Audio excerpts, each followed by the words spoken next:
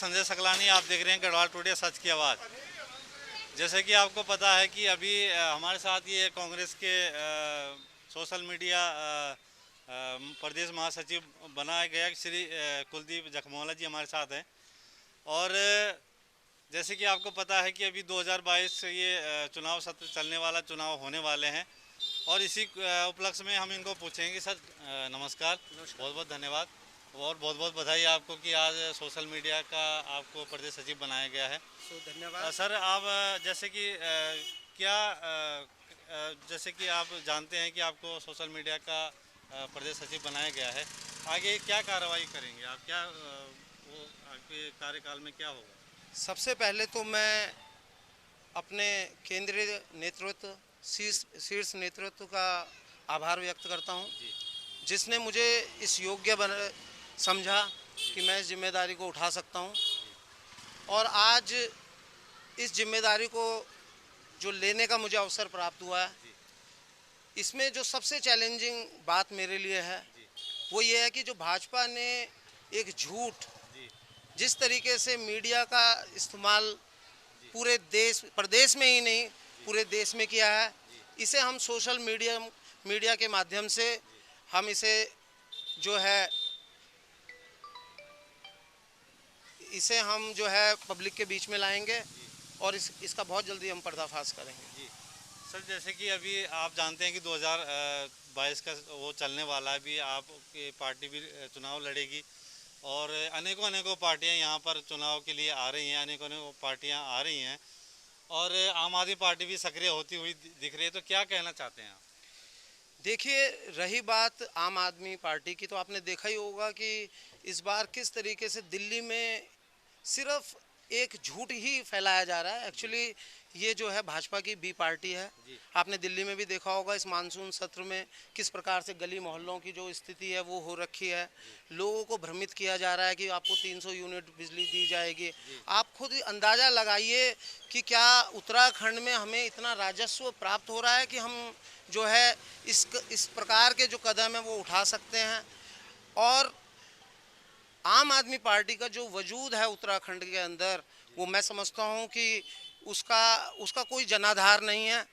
और मेरा तो यही मतलब कहना है कि जहां इन्होंने एक तरफ तो मुख्यमंत्री पद के लिए कर्नल कोठियाल जी का तो नाम इन्होंने घोषित किया है, लेकिन क्या आपको लगता है कि जो 70 प्रत्याशी हैं वो कौन कौन सी सीट पे कौन से इनके प्रत्याशी होंगे?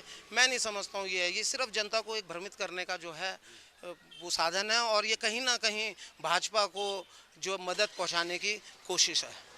सर, जैसे कि आप जानते हैं कि अभी उत्तराखंड में काफ़ी बेरोजगारी है, काफ़ी अनेकों लोग धरना प्रदर्शन कर रहे हैं और चाहे वो आंगनबाड़ी से लेके आशा कार्यकर्ता, अनेकों पार्टियां, अनेकों कार्यकर्ता धरना कर रहे हैं और बेरोजगारी का स्तर आप जानते हैं कि इतना बढ़ चुका है, काफ़ी बढ़ गया है।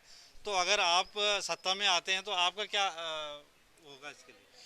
मैं तो आपको यही कहना चाहूँगा कि जहाँ तक बेरोजगारी का सवाल है तो हम इस देश में नंबर 1 पर पहुँच गए हैं। और इससे जो बचने का जो वो है उसके लिए ज़मीनी स्तर पर हमारा काम होना चाहिए। और इस प्रकार से हमें अपने रोजगारों का सृजन करना होगा, जिससे कि हमारा जो प्रदेश में बेरोजगार है उसे रोजगार मिले। और इस दिशा में कांग्रेस निश्चित तौर पे जो अपना मैनिफेस्टो हमारा बहुत जल्दी आने वाला है, उसमें बेरोजगारी ही हमारा जो मुख्य मुद्दा रहेगा इस चुनाव के लिए। जैसे कि अभी आम जनता महंगाई की मार से बहुत त्रस्त है। आम जनता को मतलब घर चलाना, आम आदमी को, एक जो नौकरी पेशा आदमी है उसको घर चलाना बहुत मुश्किल हो रहा है। तो इसके लिए क्या कहना चाहते हैं? मैं इसके लिए तो ये कहना चाहता हूँ कि इसमें तो थोड़ा समय लगेगा, क्योंकि पिछले 7 साल में सिर्फ और सिर्फ जनता को जुमले मिले हैं।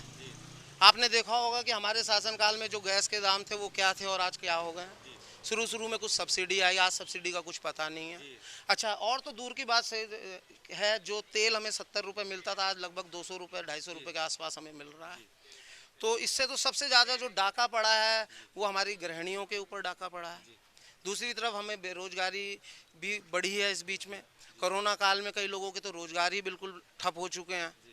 तो एक बहुत चैलेंजिंग है तो मैं तो यही कहूँगा कि हम जुमले तो नहीं देंगे, लेकिन हम पब्लिक की जो है इन जो भी शिकायतें हैं, जो ये दर्द है, इसे कांग्रेस दूर करने का प्रयास करेगी। जिस तरीके से आप समझते हैं कि आपकी अगर आप सत्ता में आते हैं तो इतना मतलब उत्तराखंड में काफ़ी ज़्यादा दिक्कतें आ चुकी हैं, चाहे बेरोजगारी को लेके, महंगाई को लेके, अनेकों अनेकों।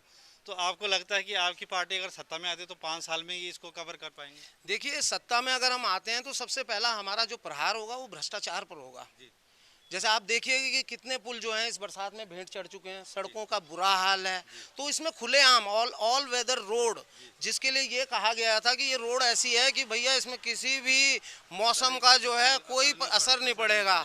और आज आपने देखा होगा कि ऑल वेदर रोड के नाम पे ये कितना ज़बरदस्त घोटाला हुआ है। ये सब अफसरशाही और नौकरशाही और ये क्या कहते हैं नेताओं ने इसमें मिली भगत में जो बंदरबाट हुई है। ये रानी पोखरी का भी आपने अभी सुना है, वो पुल जो है वो धराशायी हो चुका है। तो सबसे पहले जो कांग्रेस का काम रहेगा वो भ्रष्टाचार पे लगाम लगाना होगा, क्योंकि जब अगर हमने भ्रष्टाचार पर लगाम लगा ली तभी जाकर हम कोई दूसरे जो हमारी बेरोजगारी कहें, आप महंगाई कहें, हम इस पे भी अंकुश लगा सकते हैं।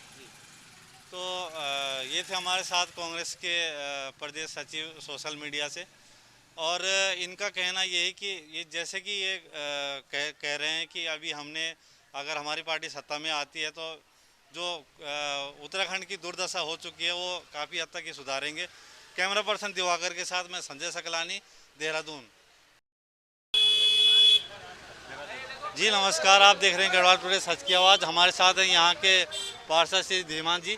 सर जी, जैसे इनको जखमौला जी को आज प्रदेश सचिव बनाया गया है सोशल मीडिया का, आप क्या कहना चाहते हैं? ये बहुत ही खुशी की बात है।